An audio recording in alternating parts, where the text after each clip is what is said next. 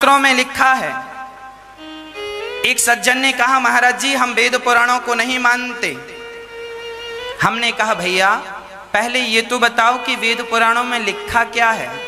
बोले हमें नहीं पता क्या लिखा है। हमने कहा, जब वेद पुराणों को तुमने पढ़ा ही नहीं, सुना ही नहीं, तो खंडन करने का अधिकार कहां से आ गया।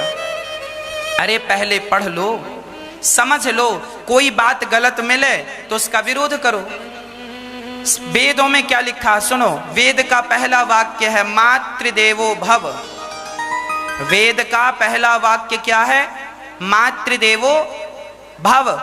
वेद कहते हैं कि अपनी माँ को भगवान की तरह रखो और भगवान की तरह सेवा करो। वेद कहते हैं पितृदेवो भव, पिता को भगवान की तरह रखो और भगवान की तरह सेवा करो। वेद कहते हैं चरित्रवान बनो। अब बताओ, क्या वेद की ये तीनों बात गलत हैं? क्या वेद कह रहे हैं कि माँ की सेवा करो, तो क्या ये बात गलत है? हम कह रहे हैं कि माँ की सेवा किया करो, हम कह रहे हैं कि पिता की सेवा किया करो, तो क्या ये गलत है? हम कह रहे हैं कि चरित्रवान बना करो, अपने पति के साथ रहा करो, अपनी पत्नी के साथ रहा करो, पर पुरुष को ना देखा करो, पर नारी को ना देखा करो। हम ये समझा रहे हैं, तो क्या ये गलत है? और उन लोग पिक्चर बनाने वाले कभी इस लड़की को परेशान कर रहे हैं, कभी उस लड़की को परेशान, पिक्चर बना बना के। कौन जानता था कि बलात्कार क्या होता है? पिक्चरों में बलात्कार कर करके लोगों को दिखाया ऐसा होता है, अब तुम भी करो। हाँ, पिक्चरों में ही तो बताया गया। ऐसे कौन जानता था ये दुष्कर्म क्या होता है? पिक्चरों के माध्यम से सारी चीजें बताई गई, सिखाई गई। हाँ या ना? पिक्चरों के गाने बनते थे पहले, मुझे पीने का शौक नहीं, पीता हूं गम भुलाने को। अब बताओ ये गाने बनाकर क्या चाह रहे हैं ये लोग? एक तो मैं शराब नहीं पीता, पर वो गाने बज रहे हैं सवेरे से शाम तक, मुझे पीने का शौक नहीं, पीता हूं गम भुलाने को। तो जिसको गम है उसको लगता होगा यार हो सकता है कि पीने से शायद गम चला जाए, तो वो भी एक पैक मार लेता है। आज समाज को शराबी बनाने में सबसे बड़ा हाथ पिक्चरों का है। पिक्चर में बड़े बड़े हीरो शराब भरते हैं और एक दूसरे की गिलास से मिला मिलाकर शराब पीते हैं। जब पिक्चरों में बड़े बड़े हीरो शराब पिएंगे तो तुम्हारे बच्चे तो, ये तो व्हाट्सएप और फेसबुक वाले बच्चे हैं, इनको कितना ज्ञान होगा सोच सकते हैं। ये जब देखते हैं कि हीरो हीरोइन शराब पी रहे हैं तो बोले हम भी पिए, तो ये शराबी बन जाता है। आज तक शराब के विरोध में एक पिक्चर नहीं बनाई, और शंकर जी को दूध क्यों चढ़ाते हो इस पर पिक्चर कई बना डाली। दूध महंगा है कि शराब महंगी है बताओ? बोलो। दूध चढ़ाने से आज तक किसी का चूल्हा नहीं बुझा। शंकर जी को दूध चढ़ाने से आज तक किसी परिवार का चूल्हा नहीं बुझा, पर शराब पीने से भारत में हजारों परिवार के चूल्हे बुझ गए। पर मुंबई के वो लोग जो पिक्चर बनाने वाले हैं, आज तक शराब के खिलाफ एक पिक्चर बनाई हो तो नाम बताओ उस पिक्चर का। और दूध के खिलाफ पिक्चर बना दी, नाम है ओ माई गॉड पिक्चर का। इनको समझाओ, समझाओ इन लोगों को कि भाई शराब के खिलाफ भी बनाओ। शंकर जी को दूध चढ़ाने से किसी का चूल्हा नहीं बुझा, शराब से चूल्हे बुझे हैं। पर कौन समझाए, किसे समझाएं? इसीलिए हाथ जोड़कर कहता हूं, अपने बच्चों को आप ही समझा दो।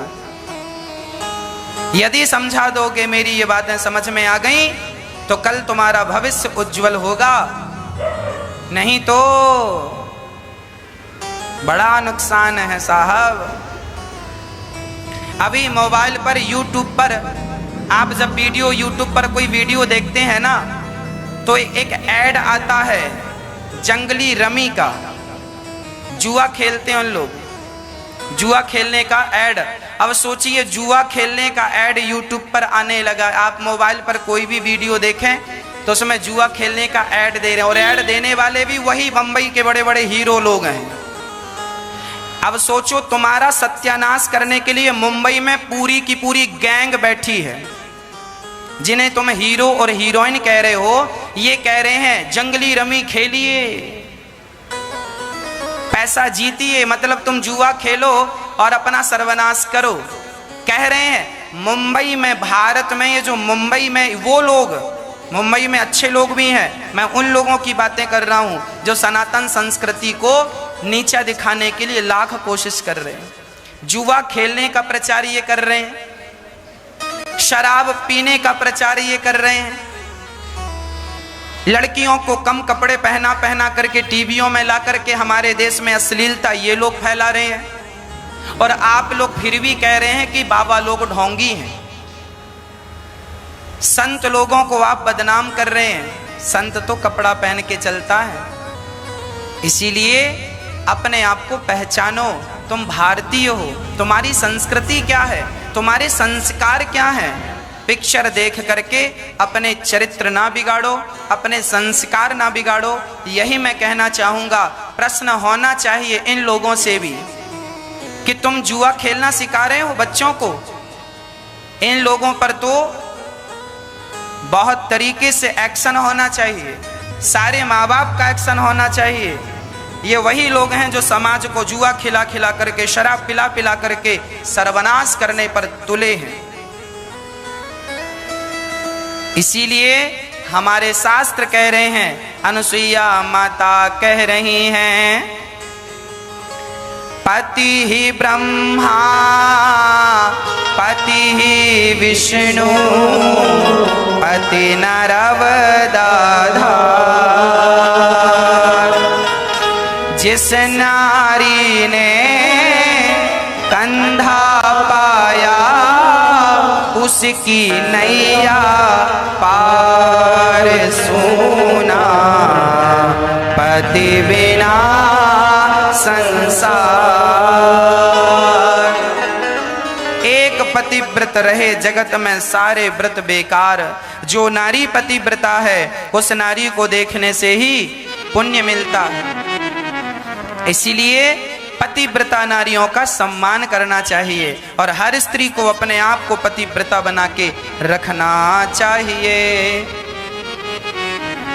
पति की सेवा करो, पुरुष का सम्मान करो और पुरुष को चाहिए कि वो अपनी पत्नी का, नारी का सम्मान करे।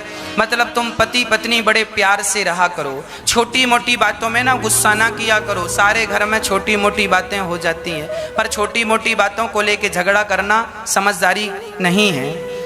एक संत जी थे, नाम था तुकाराम जी। तुकाराम जी, उनकी पत्नी बड़ी टेढ़ी। एक दिन तुकाराम जी बैठे सत्संग कर रहे थे, पत्नी आ गई। क्यों जी, तुम्हारा कोई काम नहीं है? कमाते धमाते तो कुछ हो नहीं, दिन भर सत्संग करते रहते, जाओ कुछ कमा के आओ। अब चेलों ने कहा, गुरुजी आपको डांट पड़ गई। पत्नी ने डांटा। गुरुजी ने कहा कोई बात नहीं, उसकी आदत रहती है, डांटती रहती, हम ध्यान नहीं देते। थोड़ी देर बाद कुएं से पानी भर कर आई तो पति फिर भी बैठे। उसे बड़ा गुस्सा आया। कह के गए थे कि कोई काम धाम करो, खाने को रोटियां नहीं और ये सत्संग किए जा रहे हैं। तो पूरा भरा भराया घड़ा पति की खोपड़ी में पटक दिया और जब घड़ा पटका तो घड़ा फूट गया। बाबा जी नहा गए। तुकाराम जी पत्नी को देखकर मुस्कुराए और बोले, देखो भाई कितनी अच्छी पत्नी है मेरी। सुना था कि जो गरजता है वो बरसता नहीं है, जो बरसता है वो गरजता नहीं है, पर मेरी पत्नी तो पहले आके गरज गई, बाद में आके बरस गई।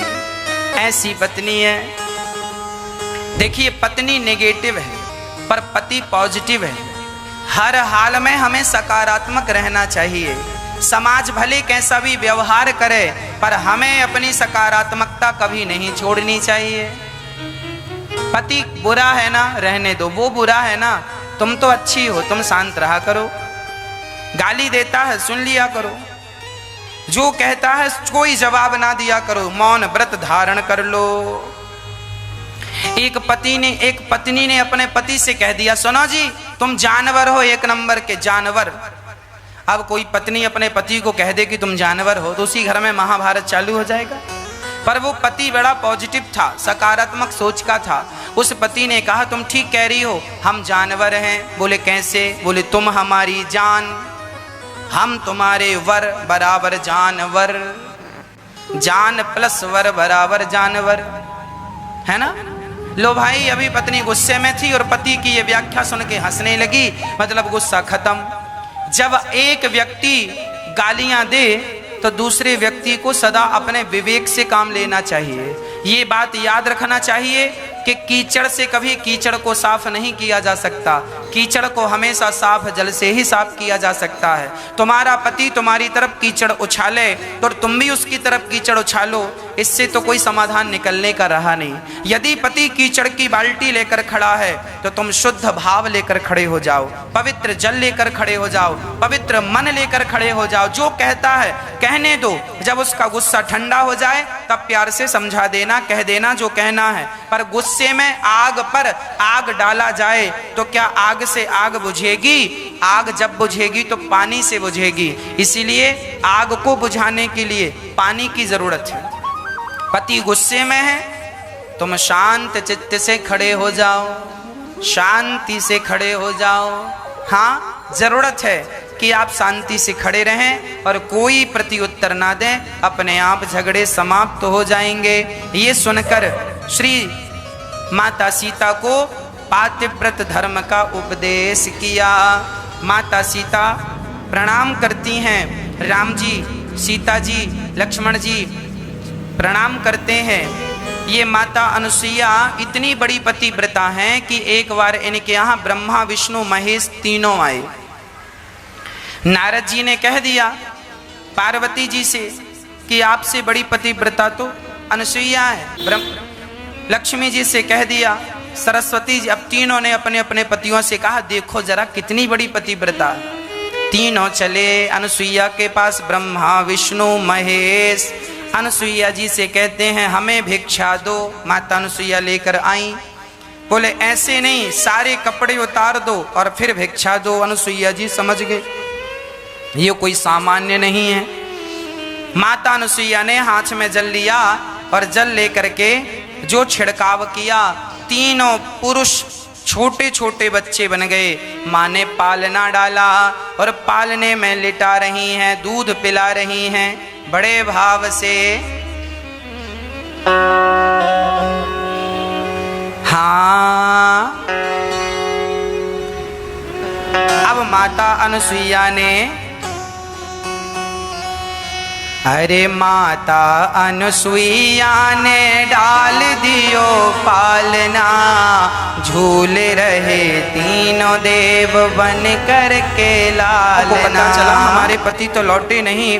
तब नारद जी ने कहा अब तो बच्चे बन गए, बड़े होंगे फिर उनका विवाह होगा।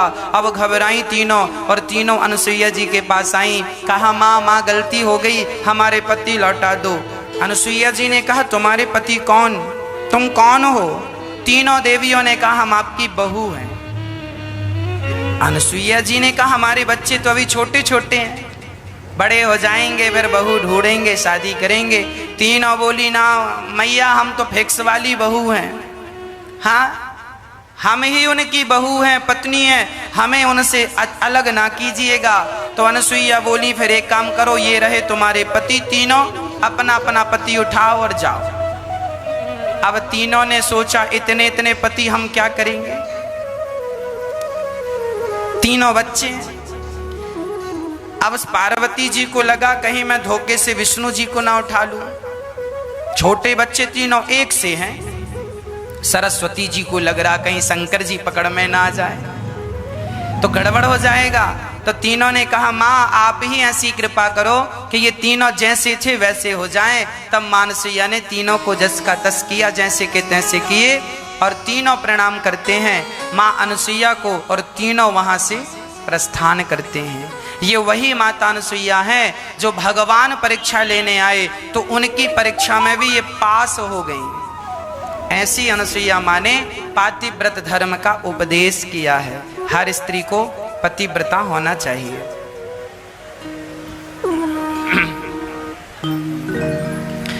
अब राम जी वहां से आगे बढ़े, शरभंग जी के पास गए, शरभंग जी का दर्शन किया,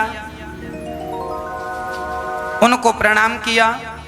आगे वहां से राम जी चले तो संतों की हड्डियों का ढेर देखकर राम जी बड़े दुखी हो गए और राम जी ने कहा ये कौन है, जो ये हड्डियां किसकी हैं? तो किसी ने कहा ये सब साधु संतों की हड्डियां हैं और राक्षसों ने खा खा करके मांस खा लिया, हड्डी बची। पहाड़ की पहाड़ हजारों लाखों संतों को राक्षसों